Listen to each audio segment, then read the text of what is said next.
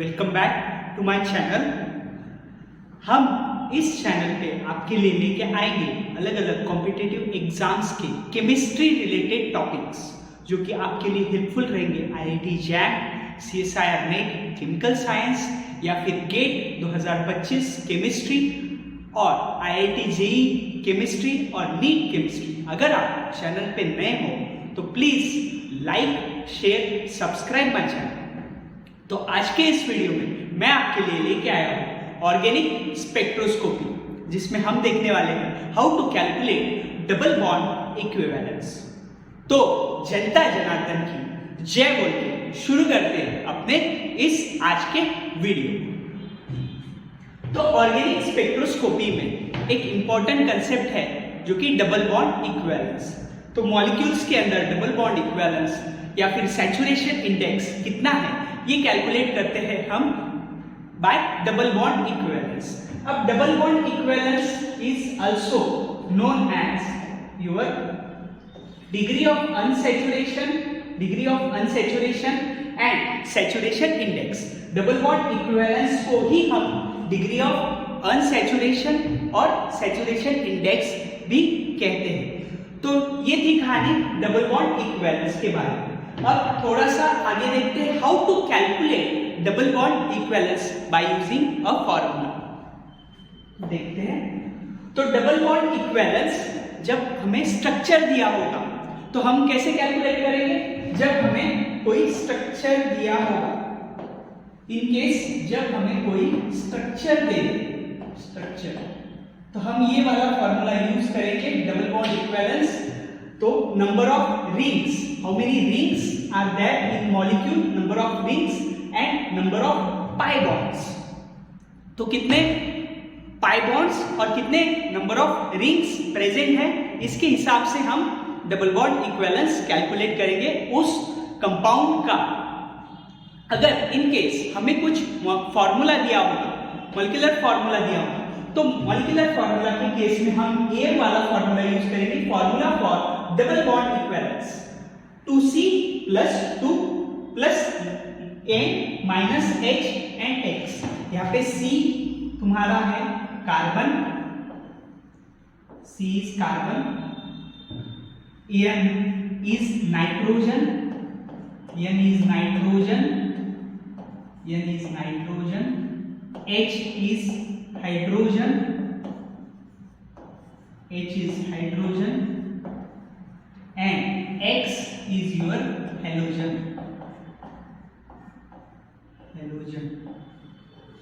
तो हम ये फॉर्मूला के हिसाब से कैलकुलेट करते हैं जब कोई मॉलिक्यूलर फॉर्मूला दे दिया जाए।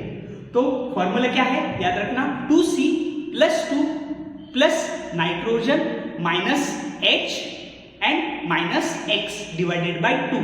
तो ये फॉर्मूला आप याद कर लेना जब हम डबल बॉन्ड इक्विवेलेंस निकालेंगे तब। 2C + नाइट्रोजन, और जब कोई हमें स्ट्रक्चर दे दिया जाए तो हम क्या कैसे कैलकुलेट करेंगे? Number of rings plus number of pi bonds. अब ये अप्लाइड पार्ट में लगाते हैं बाय यूजिंग सम एग्जांपल्स। तो कुछ एग्जांपल्स देखते हैं, आइए। ये है पहले कुछ एग्जांपल्स, देखते हैं कुछ एग्जांपल्स। तो यहाँ पे पहले केस में एक रिंग है, रिंग इज इक्वल टू 1 और पाई बॉन्ड एक है, तो तुम्हारा double bond equivalence is equal to 1 + 1 that is equal to 2। यहाँ पे एक पाई बॉन्ड है और ये एक रिंग है, यहाँ पे एक पाई बॉन्ड है और एक रिंग है। तो इस स्ट्रक्चर के लिए डबल बॉन्ड इक्विवेलेंस हो गया तुम्हारा 2। नेक्स्ट एग्जांपल देखते हैं। यहाँ पे नंबर ऑफ रिंग इज 0, कोई रिंग नहीं है, रिंग इज इक्वल टू 0, और पाई बॉन्ड्स कितने हैं? 2 pi bonds is equal to 2। तो double bond equivalence is equal to 0 + 2 that is equal to 2। तो डबल बॉन्ड इक्विवेलेंस इस कंपाउंड इस स्ट्रक्चर के लिए हो गया तुम्हारा 2। अब आइए थर्ड वाला स्ट्रक्चर देखते हैं। इसमें number of ring again zero, कोई रिंग नहीं है। यहाँ पे पाई बॉन्ड एक है। ट्रिपल बॉन्ड में पाई बॉन्ड दो होते हैं। ट्रिपल बॉन्ड में ये एक पाई बॉन्ड और ये एक पाई बॉन्ड, तो पाई बॉन्ड कितने हैं total? Pi bond is equal to 3। Double bond equivalence is equal to 0 plus 3, that is equal to 3। तो इस स्ट्रक्चर का डबल बॉन्ड इक्विवेलेंस आ गया तुम्हारा 3, क्योंकि यहाँ पे एक पाई बॉन्ड है, यहाँ पे अल्काइन के केस में दो पाई बॉन्ड होते हैं, इसलिए यहाँ पे दो और एक पाई। आइए देखते हैं नेक्स्ट वाला एग्जांपल, बेंजीन। बेंजीन में एक रिंग है, रिंग इज इक्वल टू 1 और 3 पाई बॉन्ड्स। पाई बॉन्ड्स कितने हैं? 3 पाई बॉन्ड्स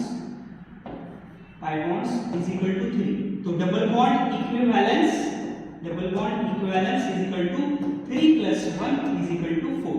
तो बेंजीन के केस में हमारा डबल बॉन्ड इक्विवेलेंस आ गया तुम्हारा 4।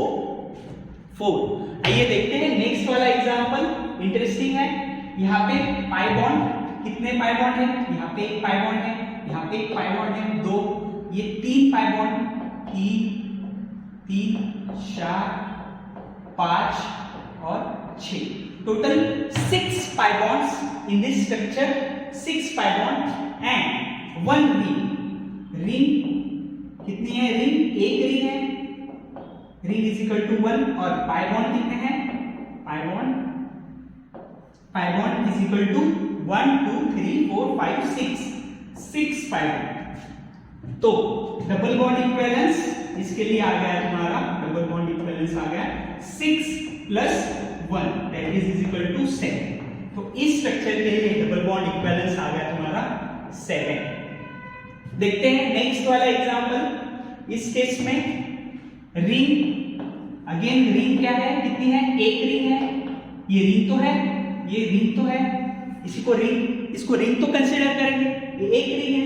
पाई बॉन्ड कितने हैं? 1 2 एंड 3, तो 3 पाई बॉन्ड है। पाई बॉन्ड कितने लिखेंगे यहाँ पे? Pi bond is equal to 3। Double bond equivalence is equal to 1 plus 3, कितना आ जाएगा यहाँ पे डबल बॉन्ड इक्विवेलेंस? 4। तो इस स्ट्रक्चर के लिए डबल बॉन्ड इक्विवेलेंस आ गया 4। ये थे कुछ स्ट्रक्चर पे हमने कैलकुलेट किए डबल बॉन्ड इक्विवेलेंस। अब देखते हैं कुछ मॉलिक्यूलर फॉर्मूला पे डबल बॉन्ड इक्विवेलेंस के एग्जांपल्स। तो ये है कुछ मॉलिक्यूलर फॉर्मूला पे हम कैसे डबल बॉन्ड इक्विवेलेंस कैलकुलेट करेंगे। तो देखते हैं पहला वाला एग्जांपल। फॉर्मूला क्या था? Formula 2C plus 2 plus nitrogen minus hydrogen और माइनस हेलोजन डिवाइडेड बाय 2। अब यहाँ पे कार्बन कितने हैं? कार्बन 11 कार्बन है। यहाँ पे हाइड्रोजन कितने हैं? 7 हाइड्रोजन है। और नाइट्रोजन कितने हैं? 1 है। तो यहाँ पे लिख सकते हैं carbon is equal to 11, hydrogen is equal to 7 and nitrogen is equal to 1। Just हमें ये नंबर पुट्स करते हैं इस फॉर्मूला में और हमें डबल बॉन्ड इक्विवेलेंस इस मॉलिक्यूलर फॉर्मूला के लिए निकालना है।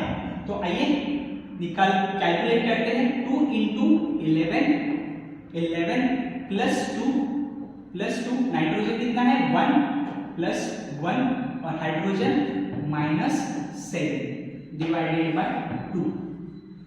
क्या रहेगा इसका? Is equal to 22 plus 2 plus 3 minus 7 divided by 2। यहाँ पे 25 minus 7 divided by 2 is equal to 25 में से 7 गए, कितने हैं? 80 डिवाइडेड बाय 2। तो तुम्हारा डबल बॉन्ड इक्विवेलेंस आ जाएगा 9।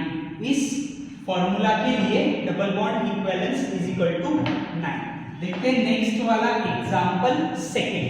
यहाँ पे कार्बन कितना है? Carbon is equal to 13, hydrogen is equal to 12,